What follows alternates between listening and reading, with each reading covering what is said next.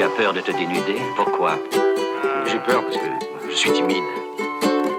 Qui je suis? Dis-la, Muscle ton jeu. sale petit enfant de putain. Une grosse bande de copains, une grosse paire de couilles, et après on fait ce qu'on Nous veut. ne sommes que des hommes, pas des dieux. De simples hommes. Tu vas avoir des déconvenus parce que t'es trop gentil. Bonjour, bienvenue dans Oh les gars, le podcast qui dresse le portrait d'un homme toutes les 2 semaines. Je m'appelle Vincent, je suis votre hôte, et aujourd'hui, j'accueille Jean-Marc. Bonjour. Bonjour Vincent. Comment vas-tu? Ça va, aujourd'hui je trouve que c'est une belle journée, il a fait beau, je suis bien. Super.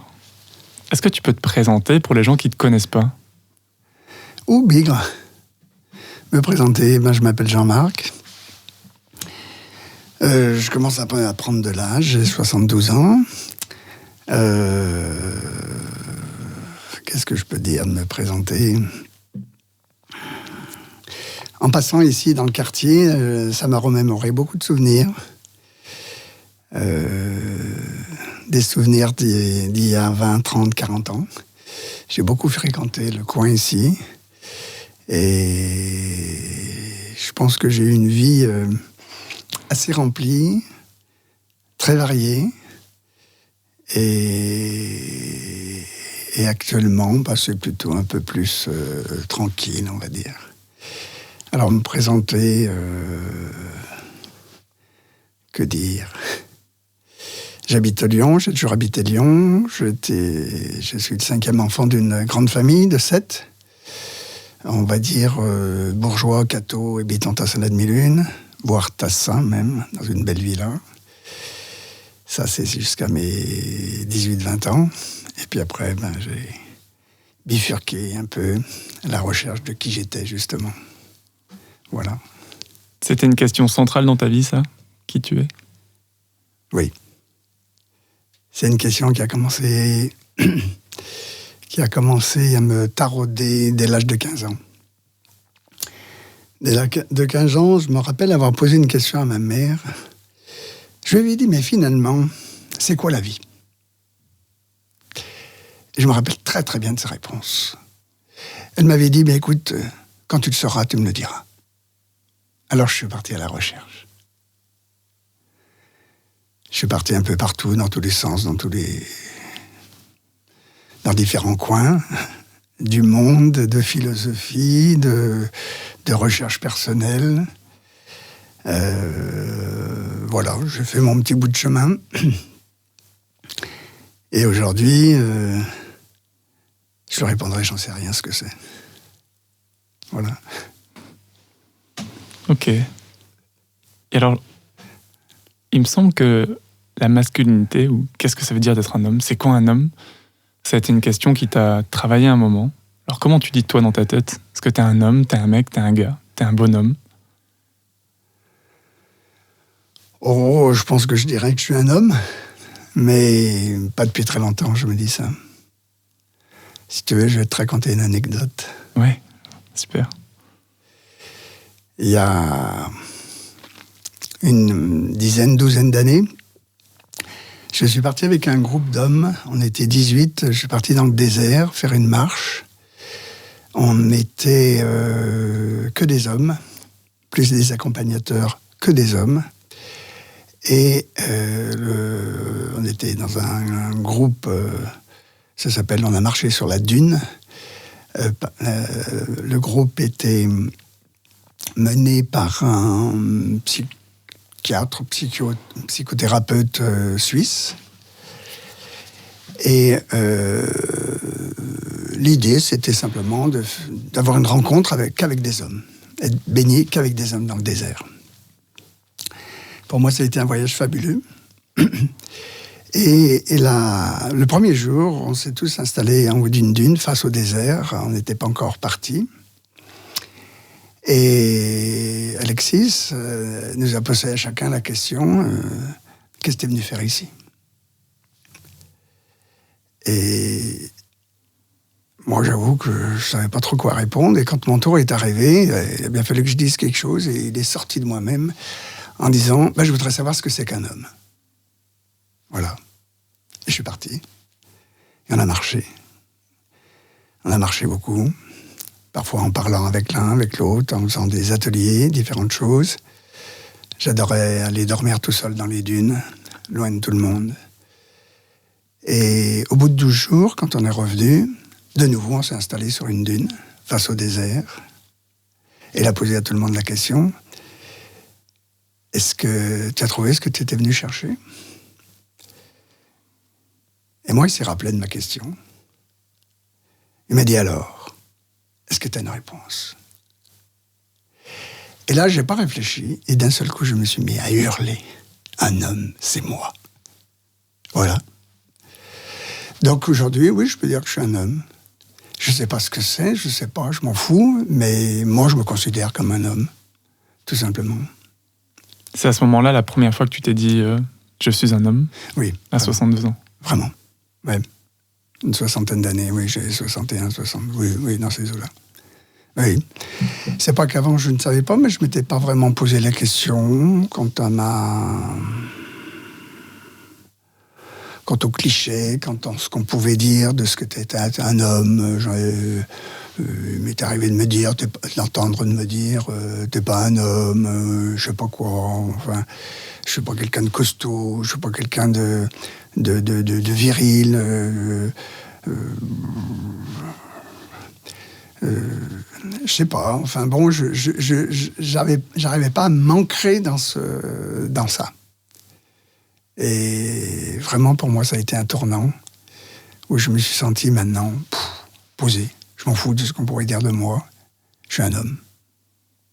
Quand tu dis posé, j'ai l'impression qu'il y a de la sérénité qui a accompagné cet ancrage. Oui, un bien-être. Quelque part, je ne me rendais pas compte que je cherchais aussi et que je me posais aussi cette question inconsciemment. Puisque, comme je te le dis, la question est sortie toute seule, sans même que j'y réfléchisse. Et je me disais, merde, je ne sais pas qu'est-ce que je vais leur dire. Et quand il m'a reposé la question, c'est pareil, je n'ai pas cherché à savoir qu'est-ce que j'allais répondre. Je me suis mis à hurler. C'est moi! Voilà. C'est hyper atypique, il y a peu d'espace, on a le droit d'hurler. Ah oui, en plus le désert, c'est magnifique. J'ai fait plusieurs voyages dans le désert et pour moi, c'est quelque chose d'extraordinaire. C'est extraordinaire, c'est une rencontre avec moi-même. D'ailleurs, c'est amusant parce que autour de moi, il y a des gens qui m'ont dit « Mais tu pars dans le désert, tu y vas avec qui ?» Ah, ben je leur ai dit « Si, j'y vais avec quelqu'un, j'y vais avec moi. » Et ça a été fabuleux parce que j'étais vraiment avec moi. J'étais avec moi. Avec d'autres hommes, mais avec moi. Voilà. C'est quelque chose que tu fais beaucoup, tu as beaucoup fait, partir avec toi? Oui. Dans ma recherche, dans ma vie, j'ai un parcours, j'allais dire,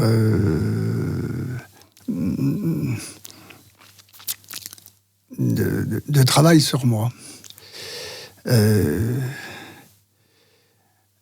Et dans ce travail sur moi, je me rappelle quel âge je pouvais bien avoir, entre 25 et 30 ans. J'étais dans un groupe de thérapie, je crois que c'était de la Gestalt ou de quelque chose comme ça, je ne me rappelle plus, mais ça n'a aucune importance le titre. Et le thérapeute m'avait un peu bousculé en me disant un jour mais prends-toi par la main et fais-toi plaisir.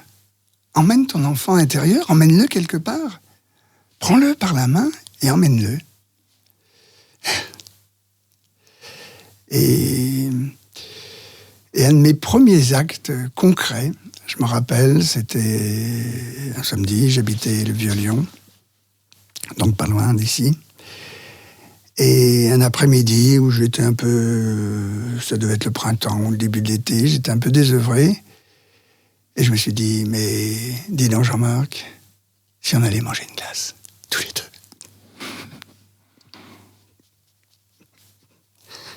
C'était magnifique. Et là, j'ai commencé à m'occuper de moi, vraiment. À me prendre en charge,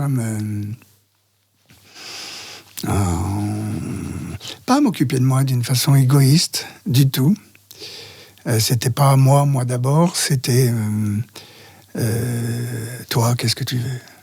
Toi, qu'est-ce que tu aimerais? Toi, qu'est-ce que tu aimes?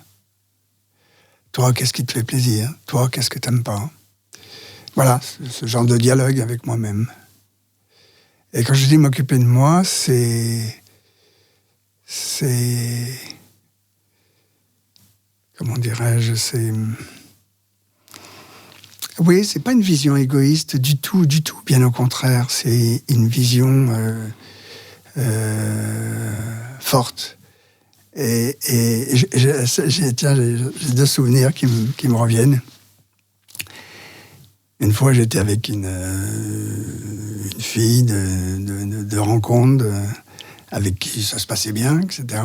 Et un après-midi, j'étais chez moi, on faisait l'amour, et d'un seul coup, elle s'est arrêtée net, elle m'a regardé, et elle m'a dit « Occupe-toi de toi ». Et ça m'a perturbé parce que moi, j'avais plutôt appris qu'il fallait avoir beaucoup d'attention pour la personne avec qui on était, beaucoup de respect, beaucoup de pas chercher sa propre satisfaction, etc. Et la fille, elle m'a dit « Mais occupe-toi de toi !» Alors je me suis occupé de moi. Je me suis occupé que de moi. Je crois que c'est une des fois où j'ai vraiment fait l'amour d'une façon merveilleuse. Justement. Et puis toujours, là, cette notion de s'occuper de soi, donc de m'occuper de moi. Je l'ai entendu aussi, à cette époque, je suivais beaucoup d'enseignements bouddhistes, d'enseignements hindouistes. J'allais dans des différents lieux de rencontres. C'était très en mouvement, très... À cette époque-là, il y avait quand même un peu ce qu'on appellerait maintenant le New Age, où tout le monde beaucoup, pas tout le monde, mais beaucoup de gens se cherchaient. J'avais passé 3 jours à Karmaline, dans un monastère bouddhiste tibétain, en Savoie, je ne sais plus où exactement. Et il y avait Arnaud Desjardins. Et Arnaud Desjardins, quelqu'un que j'aimais beaucoup, qui était un Français, qui a écrit beaucoup de choses faciles pour moi à lire, à comprendre par rapport à des écrits tibétains ou autres, avec un tas de vocabulaire que je n'arrivais pas à comprendre.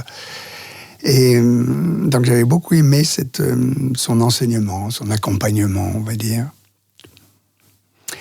Et à la fin, il y a une femme qui a dit « Mais Arnaud, j'ai tellement envie de donner aux autres, j'ai tellement envie de donner ma vie pour aider l'humanité, etc. » Elle était dans un espèce de trip, là, complètement à vouloir aider tout le monde. Et elle lui a posé la question en lui disant « Alors, qu'est-ce qu'il faut que je fasse ?» Arnaud Desjardins lui a dit « Occupe-toi de toi. Après, tu verras. Occupe-toi de toi. » Voilà, c'est un message que j'ai en moi. Est-ce que ça veut dire que pour bien s'occuper des autres, il faut déjà être bien soi-même? Oui, je pense. Je pense. Enfin, en tous les cas, pour moi, complètement. Complètement. Quand je suis bien avec moi-même,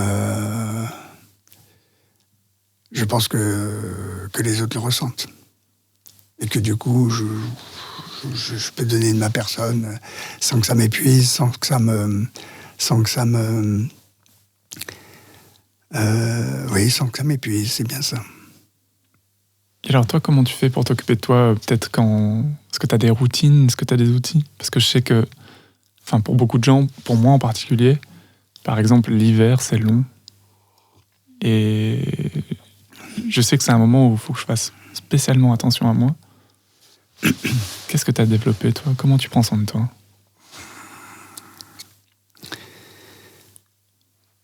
Je pense que c'est toute une démarche, en tous les cas, en ce qui me concerne. Dès l'âge de 15 ans, j'avais cette question, c'est quoi la vie? Donc je suis parti un peu tous azimuts, dans des lieux, entre guillemets, sécurisés. J'étais bourgeois, catho, j'ai commencé à vouloir regarder, mieux comprendre la Bible, puis après, j'ai rencontré des gens qui parlaient d'autres religions. Je me suis dit, ah bon, il y a d'autres religions qui existent, etc. Donc j'ai eu toute une démarche.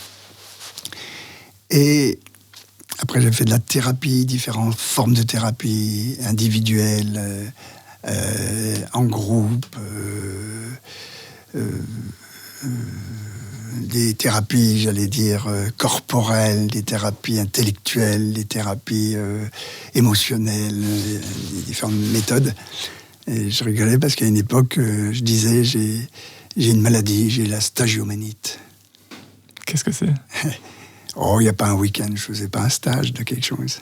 Ah oui, waouh. Ouais, beaucoup. Ça t'a duré longtemps, la stagioménite? Oui, plusieurs années quand même. Plusieurs années. Est-ce que t'étais un cas isolé ou tu retrouvais des gens qui l'avaient aussi? Oh, je pense qu'on était quand même pas mal. Et d'ailleurs, je connais encore des gens que j'ai connus à cette époque-là. J'avais une 30aine d'années. Ok. Et tu parlais de pratique. Donc, en fonction des mouvements vers lesquels j'allais, divers et variés, je suis tombé dans des sectes. Enfin, moi, j'ai fait un tas de trucs et à chaque fois, je m'en suis pas si mal sorti, je veux dire. Donc, je me pliais ou je me mettais dans les pratiques qu'ils proposaient, tout simplement. Et certainement m'ont beaucoup apporté, m'ont permis de prendre du temps pour moi, justement, ne serait-ce que par des méditations, par des marches, par des salutations du yoga, enfin différentes techniques, etc. J'ai pas mal pratiqué. Et aujourd'hui, chose très amusante, je ne pratique absolument plus rien. J'ai tout simplement envie de vivre, mais pas faire de pratique. Si un jour, un matin, je me lève, j'ouvre la fenêtre, j'ai envie de m'asseoir sur un coussin, fermer les yeux, ben je le fais. J'aime bien aller me balader, si je suis dans la nature, je me mets à m'arrêter, embrasser les arbres, ou je sais pas, voilà. Parfois me réciter des mantras, en français, pas des mantras où je comprends rien. Voilà, j'ai pas de technique, j'ai plus de technique, et je ne veux plus de technique. Alors, parfois on pourrait penser que j'ai été un papillon. Oui, c'est beau un papillon, je trouve, moi. J'ai pas été ancré plus particulièrement dans un mouvement, dans un autre. Mais quand j'étais dans un mouvement, j'y restais 1 an, 2 ans, 3 ans, 4 ans, parfois plus, à fond.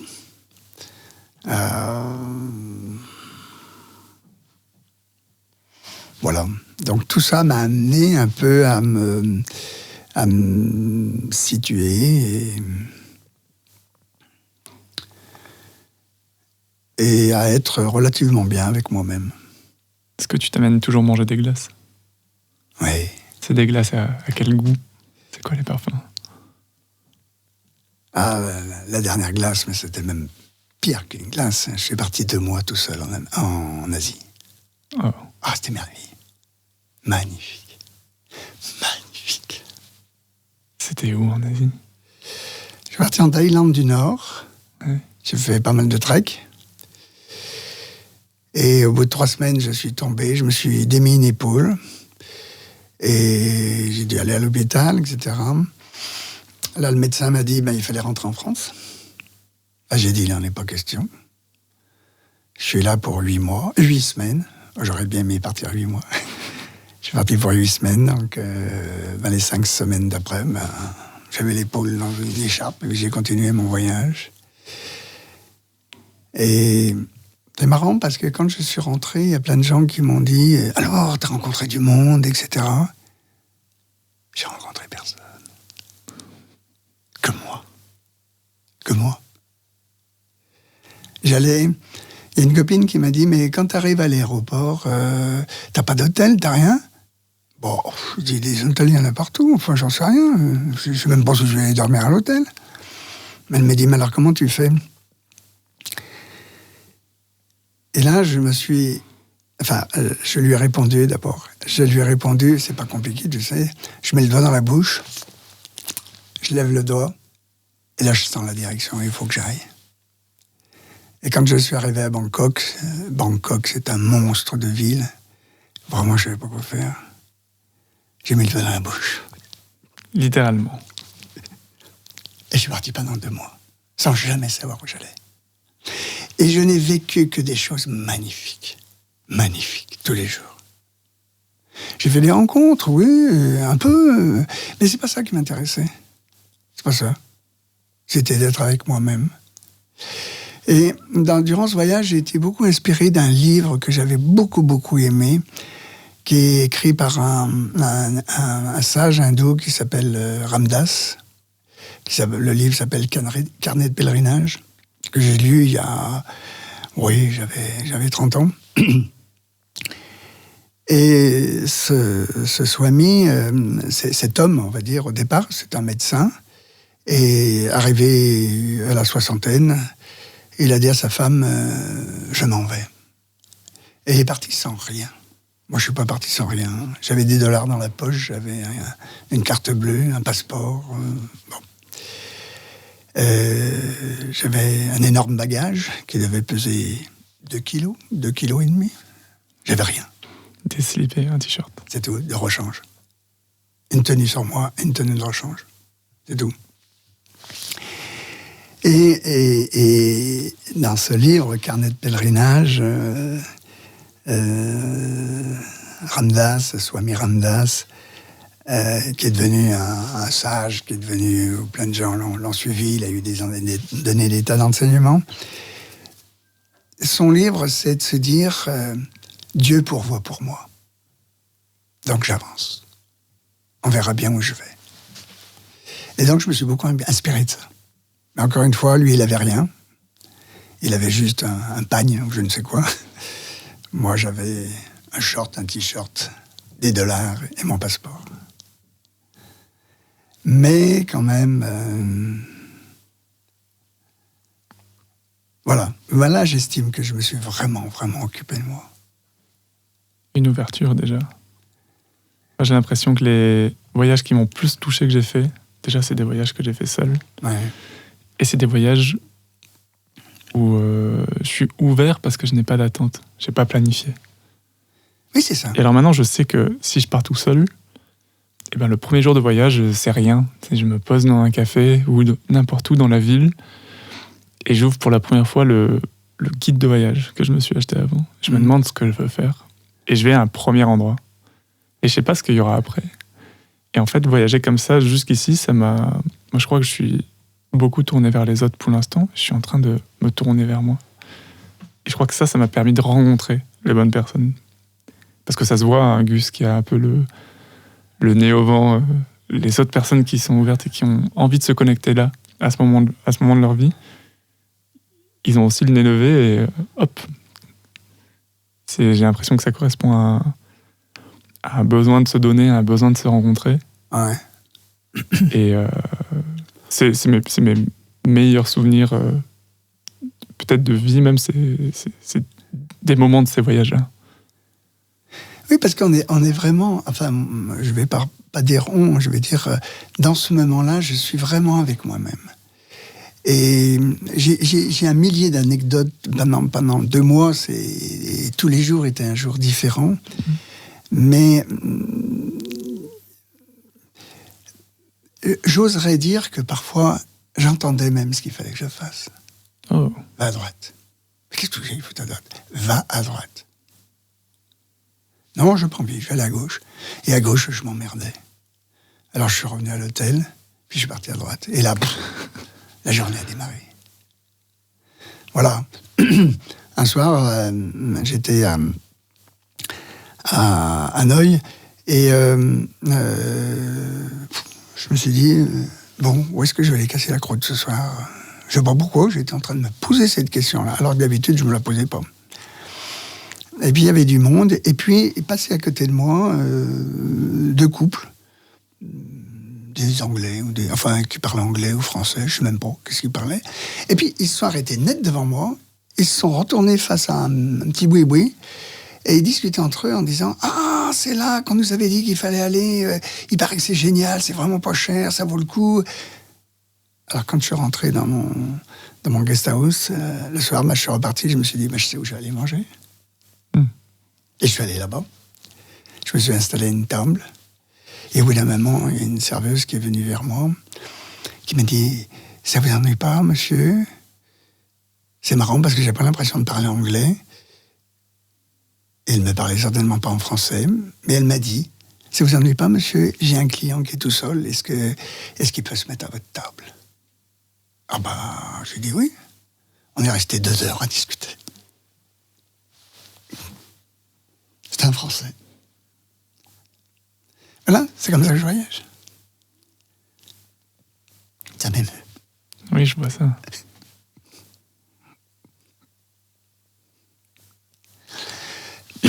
Quand je suis ému comme ça, c'est que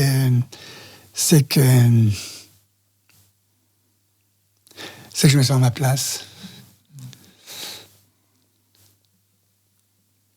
C'est que je me sens aligné, je me sens là où il faut que je sois. Pas où il faut, là où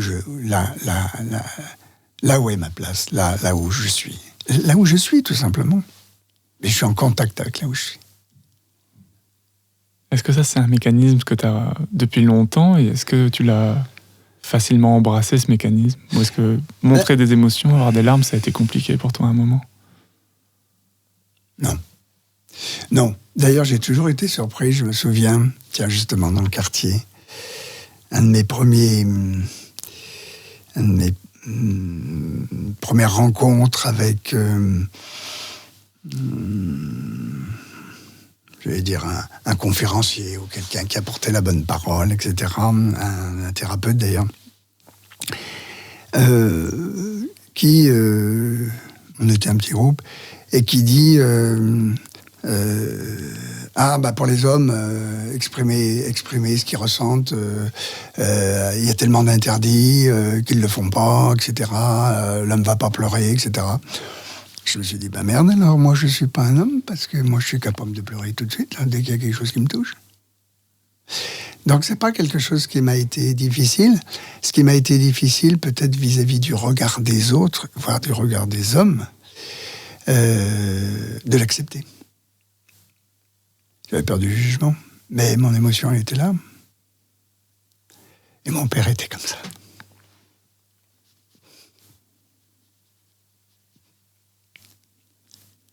Et dans ma famille, il y en a d'autres qui sont comme ça. J'ai des frères.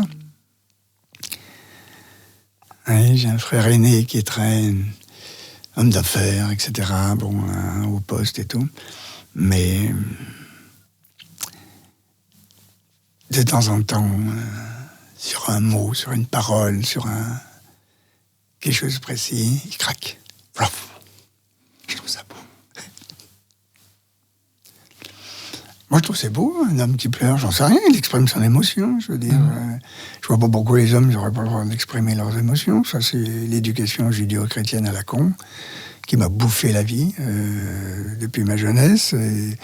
Et je trouve que la vie, c'est autre chose que ces espèces de stéréotypes dans lesquels, pour être un homme, faut pas pleurer, que j'en ai à foutre, moi. J'en ai rien à barrer. Voilà. Et ton authenticité, elle vient d'abord de ce qu'il y a en toi. Oui, mais je pense que j'ai pu l'exprimer, et que je peux encore, enfin que je peux l'exprimer, pas que j'ai pu, si j'ai pu petit à petit, c'est justement avec tout le travail que j'ai fait sur moi, avec toutes les recherches, les interrogations, mais sans jamais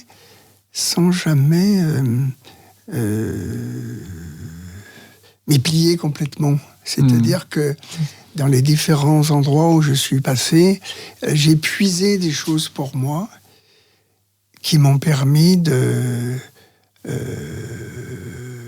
moi, encore une fois, et de m'accepter comme je suis.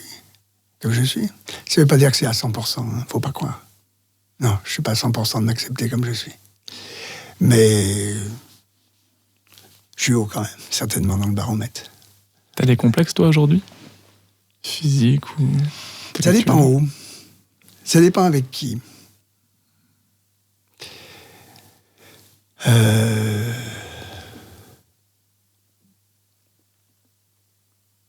suis pas quelqu'un de très intellectuel. Je suis pas quelqu'un qui est capable de parler d'un sujet, que ce soit de la politique ou de la sortie d'un cinéma, qui va exprimer ci, qui va dire ça. Alors il y a des fois quand je suis dans un milieu où les gens ont cette facilité-là, ouais, je me sens peut-être un petit peu plus en arrière. Voilà. Et puis il y a peut-être certains milieux dans lesquels je trouve pas ma place. Alors quand je trouve pas ma place, oui, je suis un peu complexé, je me sens rejeté, j'ai qu'une envie, c'est de foutre le camp. Puis d'un autre côté, c'est bien parce que j'ai rien à foutre là, quoi. Ça peut être quoi comme milieu ? Oh, ça peut être des milieux, parfois. Je côtoie différents milieux. Je côtoie, j'allais dire, socialement, tout type d'individus, au niveau de l'échelle sociale, de celui qui a rien du tout, voire qui est SDF dans la rue, avec d'autres qui sont bourrés de pognon. Quand je dis bourrés de pognon, c'est pas... Ils n'ont pas une maison à des millions d'euros. Ils en ont 3, 4, 5, 6, 7, encore une autre qui se construit, etc. Je navigue beaucoup dans tous les milieux, mais c'est vrai que là, je sens qu'il y a un tel décalage que j'ai pas vraiment ma place. Alors, ça n'empêche pas que je vais pas dire cet horrible mot qui dit je vais en profiter. Je vais savourer cette possibilité. Mais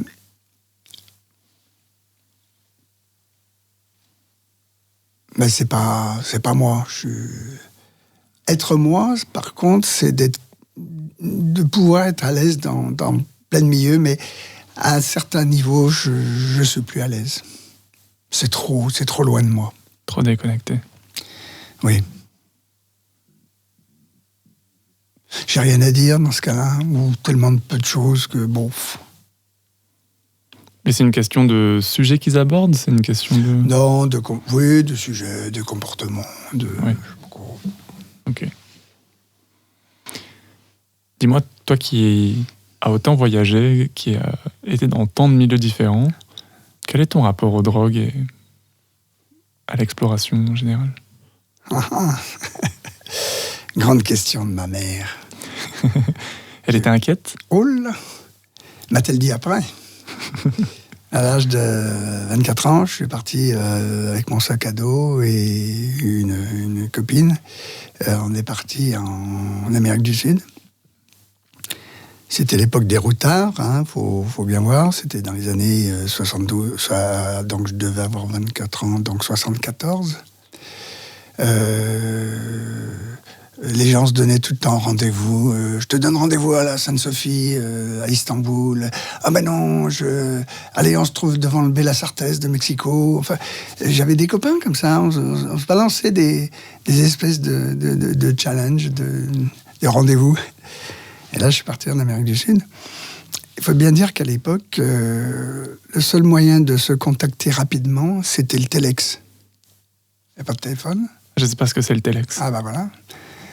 Téléx, on pouvait envoyer quelques mots. C'était, je sais pas quoi c'était exactement, mais j'allais presque dire c'était du morse amélioré. Les entreprises pouvaient communiquer avec un téléx. Comme un télégramme ? Oui, un genre de télégramme, oui, mais je ne sais pas exactement comment ça fonctionnait. Mais enfin bon, bref. Donc quand je suis parti... Mais attends, excuse-moi, tu le recevais où, ton téléx ? Au café ? Il fallait aller à la poste restante, il fallait aller, je sais pas où, mais enfin bon, c'était le moyen de communiquer s'il y avait une urgence. Je reviens sur la notion des drogues. Et je suis parti en Amérique du Sud, et à cette époque-là, tous les routards que j'ai rencontrés, c'était l'époque de Castaneda, l'herbe et la petite fumée, bouffer des champignons, etc. Mais alors, jamais j'ai été attiré par ça. Mais j'en avais rien à foutre. Mais je voyais vraiment pas l'intérêt d'être défoncé. J'en voyais autour de moi, je me disais, c'est beau. Et puis, j'ai quand même un peu touché à ça. Je suis parti, j'ai beaucoup voyagé, c'est vrai. J'ai parti en Inde avec un copain. Et qui, dans sa jeunesse, dans sa vie, avait certainement beaucoup fumé. Et je ne savais pas du tout ce que c'était que la marijuana. Mais pas du tout. J'entendais le mot, c'est tout. Et puis un jour, on se balade, on marchait, on était avec des Sikhs. Et moi, j'étais plus loin de lui. Et je l'entends m'appeler, Jean-Marc, viens voir. Je me suis dit, mais qu'est-ce qu'il... Il m'appelait. Et sur le chemin, il y avait quelqu'un qui avait dû casser une branche de marijuana qui était séchée. Et il m'a dit, je vais te faire un pétard comme jamais t'as fumé ça. Je me suis dit, ça risque pas, j'en ai jamais fumé. Donc, avec un peu de tabac, il m'a écrasé la feuille, enfin, il y en avait tant qu'on en voulait, et il m'a fait fumer un pétard là-dessus. Alors, j'avoue que déjà, je fumais pas beaucoup, et en plus, je fumais pas beaucoup la cigarette, et j'ai eu une expérience amusante. Je crois que j'ai attrapé un fou rire qui a dû durer 3 ou 4 heures de temps. Voilà. Alors, c'était marrant. Comme de me saouler la gueule une fois de temps en temps. Ça m'est arrivé. Mais j'ai jamais été attiré par ça. Alors je reviens sur mon voyage en Amérique du Sud. Quand je suis revenu, beaucoup d'années plus tard, peut-être une dizaine d'années plus tard, ma mère m'a dit, tu sais, quand t'es parti là-bas, j'avais peur que tu te drogues. Que t'étais parti pour te droguer. Mais je dis, qu'est-ce que tu veux que j'aille me droguer? J'avais pas besoin. Ça m'apporte rien, la drogue. Les quelques petits... De temps en temps, m'est arrivé de fumer un chichon, là, dans une soirée, tiens, parfois, tu tires un pet, etc. Pouf. J'ai jamais compris ce que ça pouvait apporter. En tout cas, moi, ça m'a pas apporté. Et pourtant, Dieu sait si j'étais entouré de gens qui... Il n'y avait pas une soirée où il n'y avait pas un chichon qui passait d'une main à une autre. Et du coup, t'es jamais tombé dans une secte ou une communauté qui tournait autour de ça? Non. Non. Enfin, ça t'aurait pas attiré, en fait. Oui. Tout simplement. Oui. Alors, comment on fait pour se sortir des griffes d'une secte? Comment ça a été pour toi? Déjà, à quel moment tu te rends compte que peut-être que c'est une secte? Je me rends compte quand au bout d'un moment, j'y suis pas bien. Quand au bout d'un moment, on ne fait que parler du gourou, du pasteur, du chef spirituel. Il faut toujours se référencer à lui, etc. Et je me dis, mais où est mon libre arbitre? Qu'est-ce qui se passe? Je ne peux pas avoir un avis sans qu'il soit comment dirais-je, sans avoir l'approbation du maître. Bon. Donc au bout d'un moment, je dis là, il y a un truc qui ne va pas. Il y a un truc qui ne va pas. Voilà. Alors je passe à autre chose.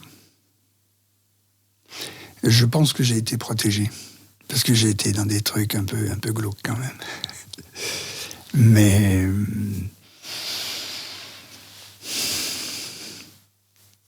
je sais pas. Au bout d'un moment, ding, ding, ding, un petit truc en me disant, qu'est-ce que tu fous là? C'est quoi ce bordel là? Et pourtant, j'étais bien engagé. Je pense qu'il y a des gens qui n'ont pas eu ça, qui ont été pétris par des gens qui, soi-disant, ont la vérité. Et là, à ce moment-là, ça a été simple pour toi de te dire, ça suffit, j'arrête d'avoir des contacts, de venir, je prends un bol d'air en dehors. J'ai l'impression, oui. Quand tu dis que tu as été protégé, c'est par qui, par quoi? Protégé par cette espèce de ressenti intérieur, de se dire, il y a un truc qui n'est pas juste là. C'est dans ce sens-là. Enfin voilà. Ok.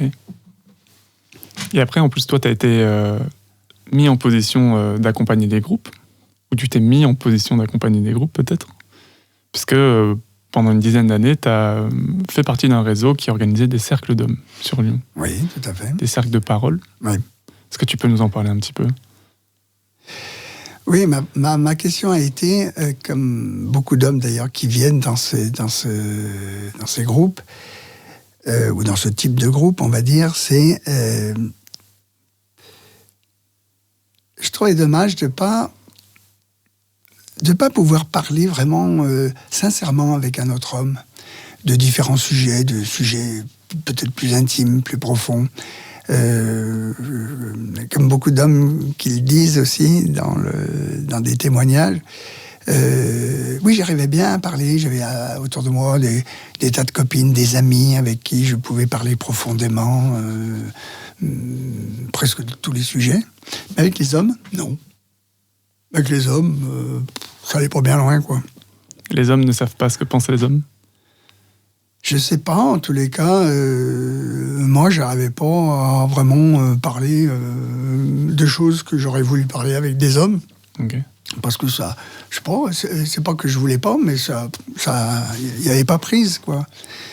Donc, j'ai rencontré, par l'intermédiaire d'amis, de connaissances, un groupe d'hommes qui s'appelle le réseau RHRA, qui est le réseau homme de la région Rhône-Alpes, qui prend sa source au Canada,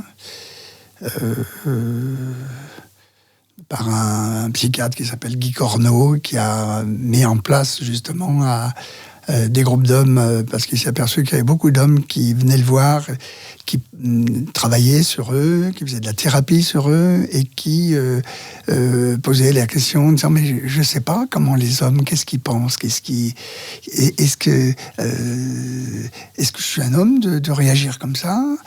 Et donc Guy Corneau s'est dit « mais ça pourrait être intéressant de faire rencontrer des hommes et qui parlent entre eux. » Voilà, si je résume très rapidement. Et puis ce mouvement est venu en France et moi j'ai rencontré des gens de ce réseau en 2008, j'ai l'impression à peu près, dans cette époque-là. Et donc l'idée c'est d'être qu'avec des hommes dans un groupe protégé, on va dire protégé dans le sens que ce qui se dit, ça se dit à ce moment-là dans le groupe. Ça ne sort pas du groupe, ça fait partie des règles, il y a des règles un peu strictes, mais qui à la fois permettent de rentrer en profondeur et d'oser parler d'un tas de sujets, l'éducation des enfants, la sexualité, les fantasmes, la difficulté avec sa compagne, son compagnon, qu'est-ce qui se passe dans le boulot, je suis chef, mais en réalité, je me sens complètement pas à ma place. Oser dire à un autre mec, j'ai un poste, oui, alors moi, tu comprends, je suis directeur Tartampion, ok. Et en réalité, je me sens pas à ma place, je tremble, j'ai peur, j'y arrive pas. Je trouve ça fabuleux. De pouvoir oser dire ça, alors que l'image sociale voudrait que, ben oui, si t'es directeur, et tu dois assumer, point à la ligne, et voilà. Et le mec te dire, ben j'ai ce poste, mais je me sens mal, je me sens pas juste. Toujours cette notion de se chercher à sa place. Voilà ce que j'aime dans ces groupes d'hommes. Et j'ai découvert, donc moi personnellement, j'ai fait partie d'un groupe ouvert d'abord, puis après fermé. Qu'est-ce que ça veut dire un groupe ouvert et un groupe fermé? Un groupe ouvert, c'est-à-dire que c'est ouvert à tous les hommes qui désirent, qui souhaitent rencontrer d'autres hommes pour pour parler hommes entre nous, on va dire. Et puis petit à petit, au bout d'un certain temps, les gens viennent, ils sont libres de venir, de ne pas venir. Il n'y a pas de contrainte, il y a simplement le désir de continuer. Et au bout d'un moment, quand il y a un certain nombre d'hommes qui viennent d'une façon régulière, entre 8 et 12 personnes, il est proposé de fermer le groupe. Et de fermer le groupe, ça permet au groupe constitué comme ça d'aller beaucoup plus en profondeur encore dans leur échange. C'est toujours avec les mêmes. On n'est pas là pour se faire des copains, on est là pour parler de soi, de nos moments fabuleux. Je me rappelle une fois, j'ai dit, il y avait quelqu'un qui parlait de sa difficulté qui avait une fille qui devait avoir 20-25 ans, il avait de la difficulté de la toucher, il avait envie de lui dire je t'aime ma fille, tout simplement, et lui le montrer, et il expliquait qu'il ne pouvait pas. Et là, j'ai réalisé que moi, je n'avais pas cette difficulté-là. Alors, je lui ai dit, mais c'est pas compliqué. Moi, j'ai écrit un mail à ma fille et je lui marque « Je t'aime ». Ou ne serait-ce qu'encore, il y a 2 jours, là, j'ai croisé ma plus jeune fille qui, aujourd'hui, a 32, 33 ans. Je l'ai pris par la taille, ma petite chérie, etc. Et par ce témoignage, par ce genre de témoignage, je pense que les hommes, ils cèdent. Ils osent faire et ils osent dire aussi. Sur la sexualité, c'est extraordinaire d'ailleurs. C'est un sujet qui est abordé assez rapidement, à vrai dire. Au début, non. Au début, on est très soft, on rentre quand même pas dans des choses comme ça.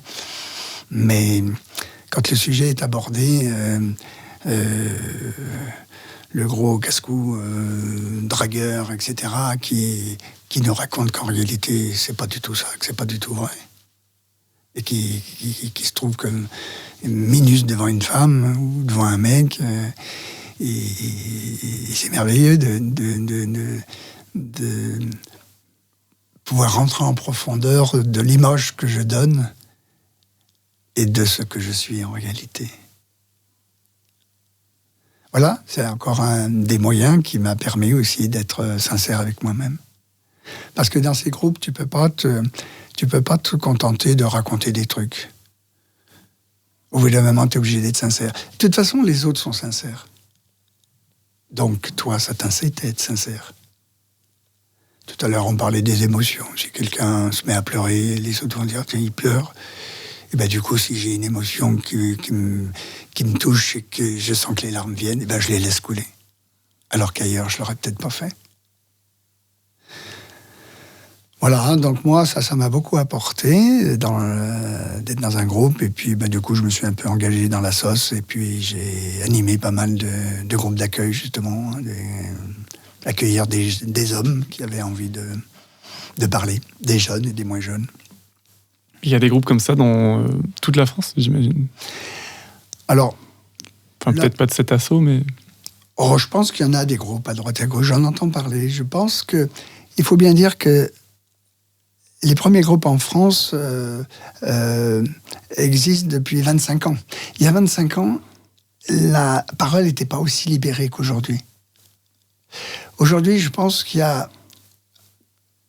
d'autres choses qui existent, différemment, un tas de choses qui existent, je veux dire. Le réseau homme, il y a 25 ans, c'était vraiment quelque chose de très nouveau en France. Et je pense qu'aujourd'hui, pour un jeune d'une trentaine d'années, il y a quand même une panoplie de lieux où il va pouvoir s'exprimer.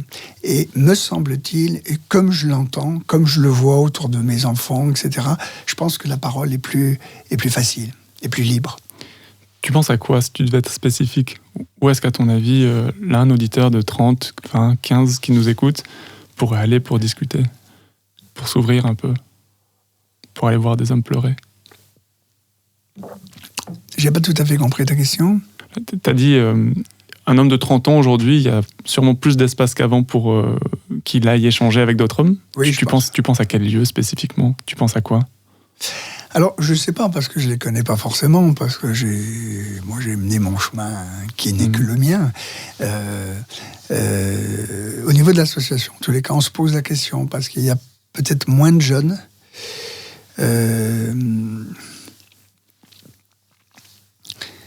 Mais aussi dans la libération de la parole.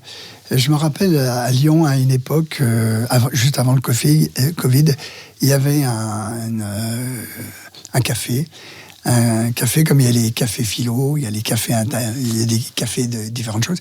Il y avait un café qui s'appelle le café sexo, où on parlait de sexualité. Et c'était assez surprenant parce que sur une vingtaine, trentaine de gens, que les gens ne se connaissaient pas, il y avait un lieu animé par 2 personnes, et il y avait une grande majorité de jeunes entre 20 et 30 ans. Et de les entendre parler de leur sexualité à d'autres gens, les filles, les garçons, d'oser s'exprimer de cette façon-là, je me suis dit, là, il y a vraiment une libération de la parole. Parce que moi, à 20 ou 30 ans, c'était pas un sujet qu'on abordait. Nullement. J'en ai beaucoup souffert, d'ailleurs, parce que c'est... la sexualité, c'est comme la bouffe, quoi. Je veux dire, ça fait partie de la vie de tous les jours. Donc... il y a eu un tel tabou, une telle mainmise judéo-chrétienne, encore une fois, là-dessus, et puis voir d'autres cultures. Hein. Moi, je parle de ma culture, qui ont vraiment fait massacre là-dessus. Massacre. De bloquer la parole et de rendre les gens complètement introvertis par rapport à ça. Avec un peu de culpabilité, de pas se sentir à l'aise, de vouloir avoir du plaisir charnel, de vouloir partager ça. Absolument. Toi, là, aujourd'hui, à 72 ans, ta sexualité, elle fait encore partie de ton quotidien, de ta semaine, de ton mois? Alors, je vais te répondre par une pirouette. Ok. Pour moi, c'est MMS. Oui. Tu connais la blague MMS?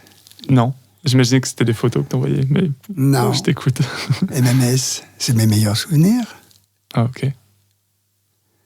Tu connais pas cette histoire? Non. Ces 2 gamins, ils ont 15 ans. Ils discutent un peu, ils se marrent, etc.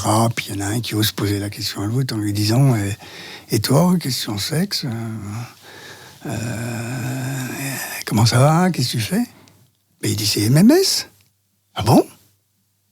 MMS? Oui.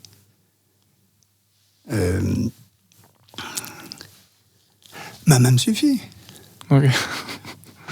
Et puis les jours passent, les mois passent, ils se retrouvent à l'âge de 20 ans et ils discutent. Et puis l'autre lui dit « Bon, alors, t'es toujours MMS, toi, à 20 ans, etc. » Ah, il dit « Oui, moi, je suis toujours MMS. » Et toute la vie, il a été MMS, mais chaque fois en changeant de signification.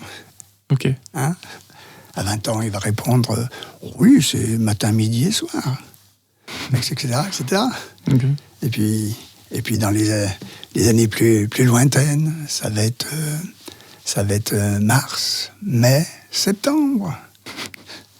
Et puis plus tard, ça finit par être MMS, mes meilleurs souvenirs. Okay. Bon, mais ma sexualité n'est pas forcément un bon exemple parce que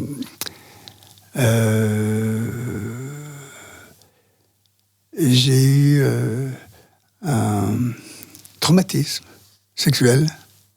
À l'âge de 60 ans, je me suis fait opérer de la prostate. C'est une horreur au niveau de la sexualité.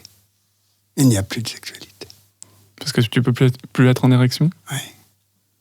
C'est un drame. Pour moi, en tous les cas. Et difficile à vivre. Et autour de moi, j'en connais pour qui ça a été tellement difficile à vivre, qui se sont suicidés carrément. Ah oui. Mais c'est pas un sujet facile à aborder. J'en parle peu. J'en ai parlé en thérapie, parce que c'était trop dur. Je suis allé voir un thérapeute. Pas pour me permettre de reprendre une sexualité, mais pour exprimer toute la tristesse. Tristesse. Que ça m'a apporté dans ma vie. Voilà, alors après il y a l'âge aussi, faut pas croire que quand j'avais 20 ans, j'avais pas la même libido qu'à 70. Et mes copains, c'est pareil. Oui. Mais voilà, donc je suis mal placé pour en parler. Je peux ne parler que de ma grande tristesse de ne plus avoir de sexualité. Pour moi, c'est une tristesse. Et le fait de plus pouvoir bander, ça n'a pas permis de transformer ta sexualité vers autre chose, des jouets, de l'anal, des caresses?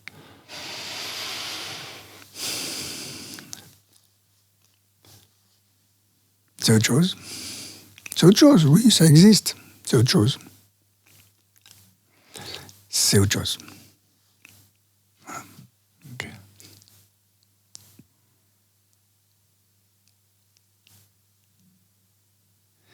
Pour l'instant, je suis trop dans la tristesse de cela, pour en parler. Ok. Merci de ton partage.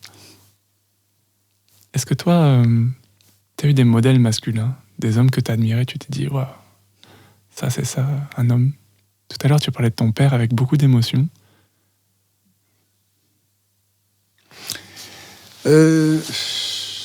Non, mon père, je parle de mon père avec beaucoup d'émotion, c'est mon papa, quoi.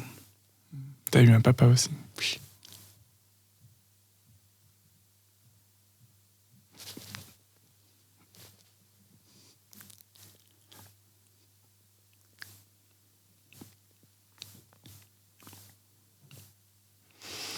Ouais. Aujourd'hui, il me manque. Ça fait 35 ans qu'il est mort.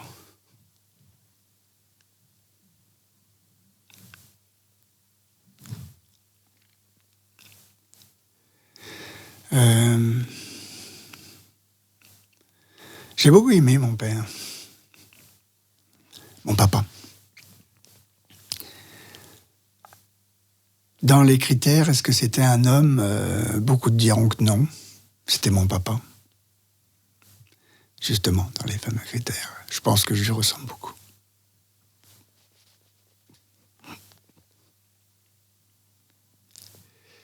Et quand j'étais enfant, c'était difficile d'être avec mon papa. D'abord, à l'époque, on ne travaillait pas 35 heures par semaine. Je le dis aux petits jeunes. Moi, quand j'ai commencé à travailler, je travaillais 55 heures par semaine. 10 heures par jour, plus 5 heures samedi. En tant que salarié. Oui, d'accord. Bon, c'est un autre sujet.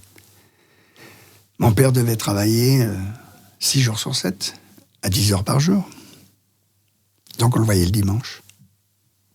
Mais le dimanche, on était 7 enfants. Alors comment faire pour avoir sa faveur? Moi, j'ai trouvé. T'avais le secret. On habitait une maison avec un jardin. Et mon père aimait beaucoup jardiner. Et le dimanche, il devait se lever tôt. Alors le dimanche, j'allais dire d'été, d'automne. Et je l'entendais ratisser dans le jardin. Alors très discrètement, c'était peut-être 6h, 7h du matin, tôt. Mes frères et sœurs dormaient encore. Moi, j'avais 10-12 ans, je sais pas quel âge. Je prenais toutes mes affaires sous le bras, je descendais les escaliers qui craquaient, il fallait faire très attention. J'arrivais en bas, je m'habillais à toute vitesse et j'allais le rejoindre dans le jardin.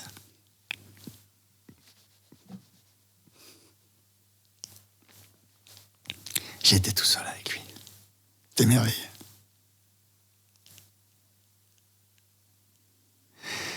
Voilà, alors je ne sais pas si c'est un type d'homme qui m'a... ou que j'ai voulu ressembler. Je ne crois pas que j'ai voulu ressembler à des types d'hommes. Non, ma quête n'a pas été là. Ma quête a été de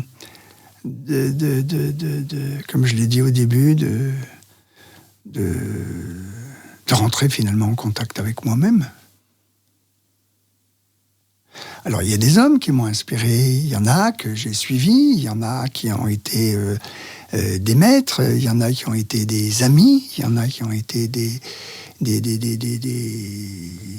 frères, au sens, pas au niveau sanguin, mais au niveau relations humaines.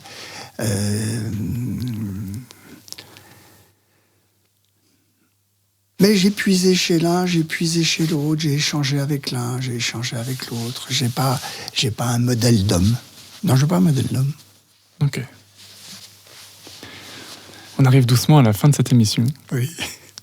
Est-ce que toi, tu aimerais, là, lancer une bouteille à la mer et donner un conseil, faire passer un message, partager quelque chose, soit avec ton toi du passé, soit avec quelqu'un, là, un jeune homme qui aurait 17, 20, 25 ans, ou un homme en tout cas qui se poserait des questions sur tiens, qu'est-ce que ça peut être un homme ? Qui est-ce que je suis moi ? Bah, je reviendrai à ce qui m'a, moi, porté. Je vais répondre occupe-toi de toi. Mais surtout, sois pas égoïste. Surtout, ne sois pas égoïste. S'occuper de soi, c'est pas être égoïste. Et puis, je dirais aussi, ce qui fait partie de ma vie, c'est au-delà du phénomène de mode, j'ai pas attendu ça pour m'en prendre conscience, c'est savourer l'instant présent. Tu vois, on est ici, dans ce studio, le reste m'importe peu. Ce qui m'intéresse, c'est d'être là, maintenant, et surtout d'en avoir conscience. C'est une démarche difficile.